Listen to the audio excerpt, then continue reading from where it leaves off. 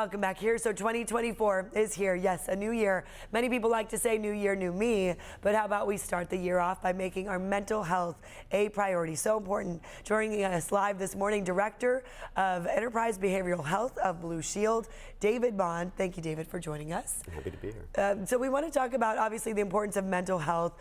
First, let's discuss that. How do we prioritize that for the new year? There's so many ways you can do it, but I think in the new year, one thing that's really important is cutting out things that are toxic relationships, maybe a toxic relationship with a person or a family member, or something like drugs or alcohol. You know, really thinking about what is in my life that could be removed that would increase my overall health. Okay, and that, I mean, that's hard to do, but really important to.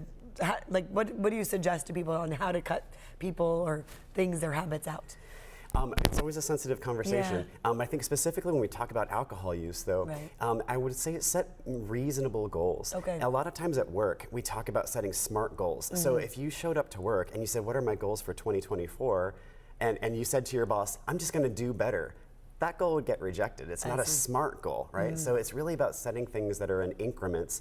So you can do the easier pieces first, and when you master the easier parts of the goal, then work on something harder. Okay, so make it small steps by step so it doesn't overwhelm you, right, for the year. How does alcohol consumption affect our mental health? Well, there's a big difference here between someone who has an alcohol problem and someone who's a casual drinker. Both things will impact your mental health. It starts, the easiest way is to think about how it impacts you physically, because your mind and body are constantly connected, right? So if a drink makes it more difficult to sleep, then you've got those secondary issues. Then I didn't sleep well, then I wake up groggy and I don't have good energy, and that's of course going to impact your mental health and your ability to relate to other people.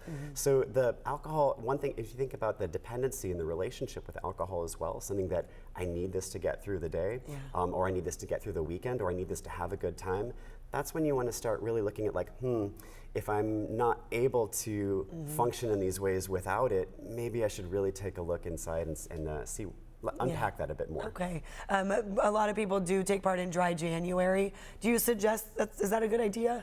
Go for it. Go for it. Yeah. Okay. You know, it's when a lot of people believe the same thing, it gives that thing power. So if a lot of people believe in New Year's resolutions and this is a part of the year to really try something a bit different, go for it. It might make it fun. It might make it part of a cleansing ritual that you do. But I would say, mind that when you go without something for a while, it makes you more likely to crave it and binge it at the end of that goal. Okay. You know, which could happen with reducing sugar or reducing carbs. That's why fad diets don't work so well, because at the end of them, you're just like, now I have to have it. So I think really monitor, if you're gonna do dryuary, do it with a friend, do it with someone who can keep you honest about it. And also really say, like, I'm gonna do dryuary, and at the end of it, don't go nuts with binging. Come February 1st, there's no reason to like line up shots or anything, right? Well, probably not. No, that's not a good idea. Any other advice on people who, you know, are now wanting to kind of relieve stress, perhaps, that might help them, obviously, as they kind of prioritize their mental health too?